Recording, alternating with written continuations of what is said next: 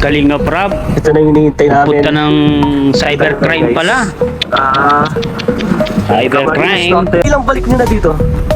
Ako, si Papa ang pabalik-balik dito. Ako pangalawa. Pangalawa mo na? Kasi nakita ko din yung nakaraan, pumunta ka na dito. Pero ngayon kasama ako. Gusto ko lang sana itanong bro, kamusta yung proseso? So, napakabilis ng proseso dito sa natin, cyber office natin dito sa DAE. Kasi talagang sila mismo tutulong sa'yo. Tao na na gustong-gusto tayong sirain, na kahit di mo naman di mo naman sila kaano-ano, wala naman silang sa buhay mo. Hindi naman nangyayari, hindi kita kilala, pero may mga tao talagang masasamang tao na Yo guys, magandang araw, magandang gabi mga kalingap. Eto na naman tayo guys, muling magbabalik si Papa Sider. Eto nga guys, meron akong mainit-init na balitang ihahatid sa inyo. Talagang porsigido na po itong si Kalinga Prab na tambakan ng kaso, itong mortal niyang kalaban. Gusto niya talagang maghirap itong mortal na kalaban niya to. Alam niyo naman siguro kung sino ang mortal na kaaway ni Kalinga Prab. At sabi niya, meron pa daw siyang ikakasong mga ibang ayaw pang tumigil sa paninira sa Kalingap. Eto, panoorin natin itong si Kalinga Prab. Talagang solidong-solido na to. Totoong-totoo na to. Lumalaban na po ang Kalingap. Eto na ang agupit ng Kalingap. Ganti ng inhahapi. Kaya nga, ang sabi nila, kapag napuno na ang salop, hindi pwedeng hindi gagawa ng aksyon ang pamilya Matubang at ang Kalingap. Tara, panoorin na natin guys. Siyempre, kung bago ka pa lamang sa ating YouTube channel, huwag kalimutang mag-like, mag-share, mag-subscribe, pahit ang notification bell button para updated kayo sa mga ilalabas natin reaction video mga Kalingap. At siyempre guys, huwag kalimutang suportahan sila Kuya Bal Santos Matubang, Ate Edda Vlogs, Kalinga Prab, Kalingap Team, siyempre Kalingap Reactor, Papa Shider TV, siyempre mga Kalingap karepa natin dyan, Reactor, suportahan din po natin. At huwag na natin patagalin to guys, panoorin na natin. Let's go! Ito na Ayun, guys. si Kalinga Prab, Ito na yung hinihintay namin. punta ng cybercrime pala. Cybercrime. Provincial Cyber Response Team. Bali, may papasa na naman po si Kalinga Prab. Bro, okay lang mag-vlog? Grabe. Bali, ilang balik nyo na dito? ako, si Papa ang pabalik-balik dito. Ako pangalawa. Pangalawa mo na? Kasi nakita ko din yung nakaraan, pumunta ka na dito. Pero ngayon kasama ako. Gusto ko lang sana itanong bro, kamusta yung proseso? So, napakabilis ng proseso dito sa natin, cyber office natin dito sa DAE. Kasi talagang sila mismo tutulong sa'yo. Sila mismo yung magkakatapos sa'yo. Kaya nakakatuwa, kaya salute ako sa mga ganitong sa team nila. Talagang kailangan talaga yun dito. Natutuwa ako, si dati walang ganyan dito sa atin. Oo, totoo. Walang ibang lugar. Oo. Ngayon meron na, kaya salute ko sa team po ng Camarines Norte. Yan, Provincial Cyber Response Team. Thank you so much po sa inyo. Sa panahon kasi ngayon, parang yung social media, pangalawang mundo na natin eh. Totoo. Parang ganitong real world, may social media world ba? Oo. Kaya sobrang kailangan na natin talaga ngayon ng ganito. Sa dami ng tao na na gustong-gusto tayong sirain, na kahit di mo naman di mo naman sila kaano-ano, wala naman silang sa buhay mo. Hindi naman nangyayari, hindi kita kilala, pero may mga tao talaga masasamang tao na pilit kang gustong pabagsakin. Hindi natin alam yung rason. Pero yun na, buti na lang may ganitong cyber team.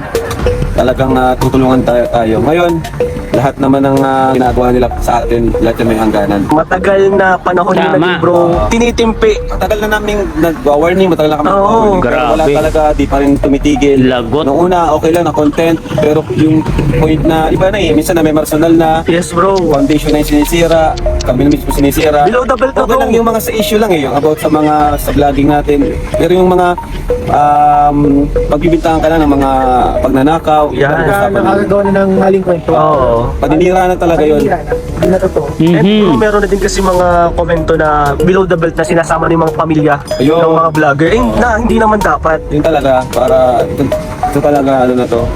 Meron si Papa, meron ako. So, marami ito. Sa tingin mo bro, yung decision ni Kalinga Prab, Tama. Tama yan. So, Lagot. kasi ano eh, sana yung ibang tao na baka isipin ng iba, tama lang yan, okay lang yung ginagawa nila. So, dapat talaga may masampulan. Kasi mali yan, hindi maganda kasi hindi biro yung mga ganyan. Kasi isipin mo yung kwento mo ni Doc Willie. Oo. Mga comment lang din yun. Comment nagkaano siya, na-stress siya. Oo. Cancer siya. Totoo yun bro, totoo yun. Buti ka na lang bro, ikaw kasi sobrang tagal mo sa social media. Yung iba, na K-boys o yung sa pamilya mo, syempre, maapektuhan talaga sila. Pero ikaw bro, naapektuhan ka din sa mga sinasabi nila. Apekto din tayo kahit papilit. Wala namang imposible naman na di ka maapektuhan nun, di ba? Oo, sa bagay. Pag nakikita mo yun, pag minsan nakibisita mo or minsan may maririnig ka sa nagsusumbong sa'yo, syempre maabala ka rin, ma-curious ka rin. Oo. Pero kung apektado tayo, mas lalo na sila yung mga Oo. Tama yun bro. Yan decision mo na yan, tamang-tama yan. Para masampulan na yung Kalingap na kasi bro yung kinakalaban nila. Ano kami, member kami ng Kalingap. Siyempre, nasasaktan din kami sa mga sinasabi na hindi naman totoo.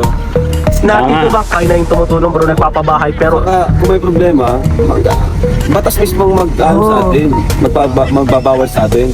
Mismong yung Tama. hindi man tayo pinagbabawalan. Sino ba sila para pagbawalan tayo? Nakakatulong naman tayo. tama. Tama. Tama yung layunin natin, di ba? And may isa pa bro akong nakita, parang minamalit pa yung Camarines Norte. Bro, ano masasabi mo dyan? Parang minamalit pa. Sa totoo lang, lalo silang nagalit sa mga sinasabi nila doon. Maling-mali yung ginagawa nila. Kinakalaban na Tama. nila yung batas. Batas na yung kinakalaban nila, pinagtatawanan nila. Kasi yun sa mali niya. Dami na kanyang maling ginawa. Pinagdagdagan pa. Yeah. Dinihin niya pa yung sarili niya. Hindi niya lalo. Pinagtawanan, alam mo yung proud pa siya na di siya proud ka. Kaya nga. Yun yung chance mo para paliwanag. Di ba? Pero ito bro, ano na lang masasabi mo sa mga nambabalahura, sa mga naninira sa Team Kalingap? Ang masasabi ko lang, lahat yan ay may katapusan. At ito na yung Tama. katapusan. So, good luck na lang. Kita-kits na lang tayo sa korte.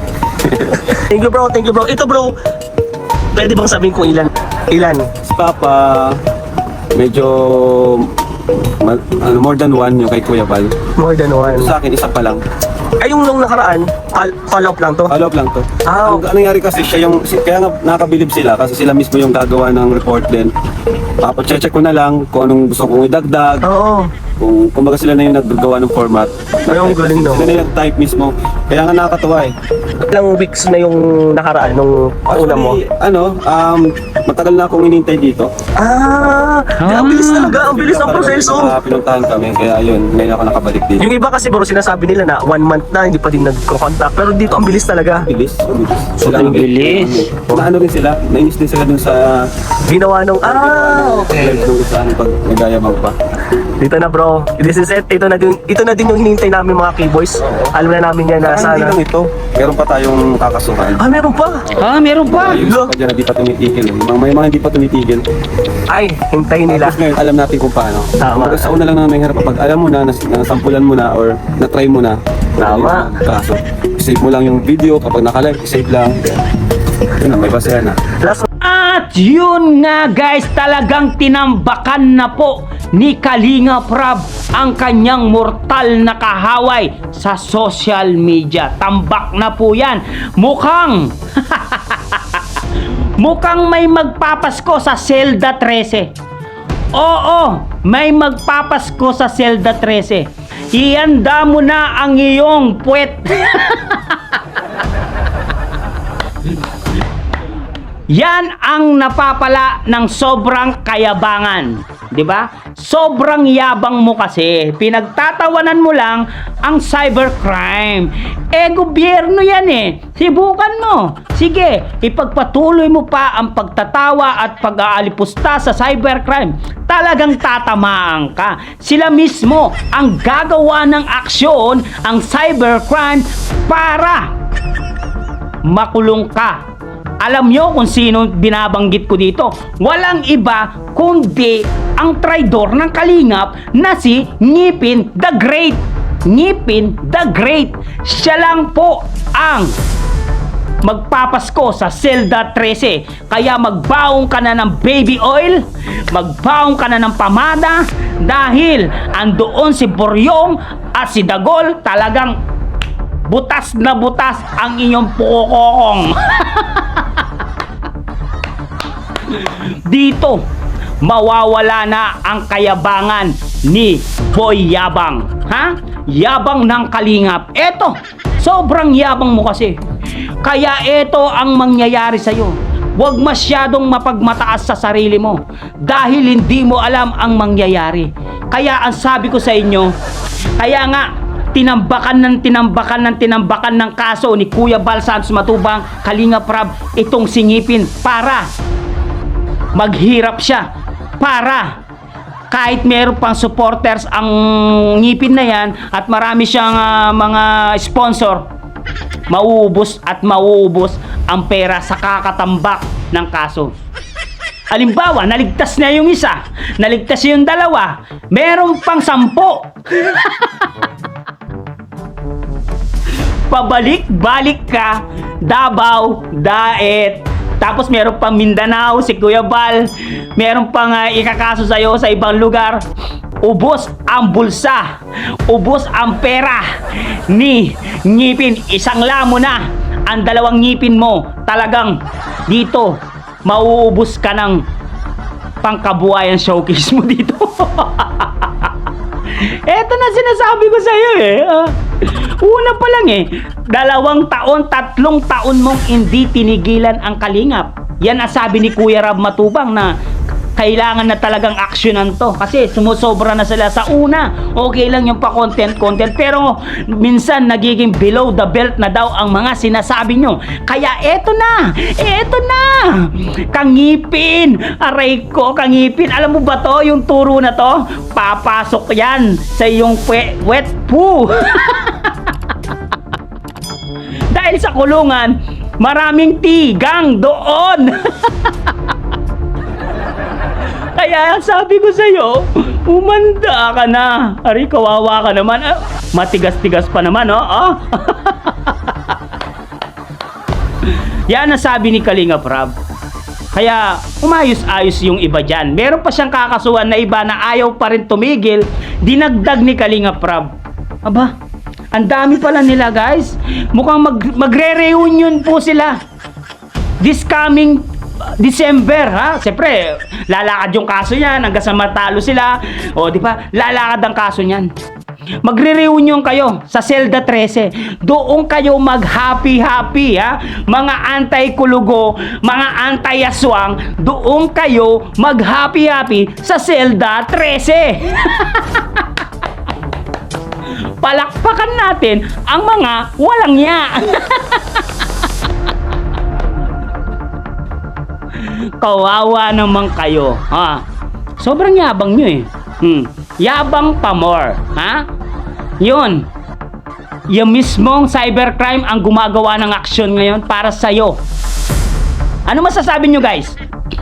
Karapat dapat bang makulong itong surot ng Kalingap na laging sumisira? Almost 4 years na yata, 3 years na sinisiraan ng Kalingap, na puno na si Kuya Rab Matubang at si Kalingap Rab. Comment down below at babasahin natin lahat yan. Siyempre, hanggang dito na lang muna ang ating reaction video for today's mga Kalingap. Siyempre, kung bago ka pa lamang sa ating YouTube channel, huwag kalimutan mag-like, mag-share, mag-subscribe. Pahit ang notification bell button para updated kayo sa mga ilalabas natin reaction video mga Kalingap. At siyempre guys, huwag kalimutan supportahan sina Kuya Bal Santos Matubang, Ate Edda Vlogs, Kalingap Rab, Kalingap Team, siyempre Kalingap Reactor, Papa Shider TV guys. Hanggang dito na lang. Maraming salamat. I love you all guys. Mama, chup chup. Bye boys.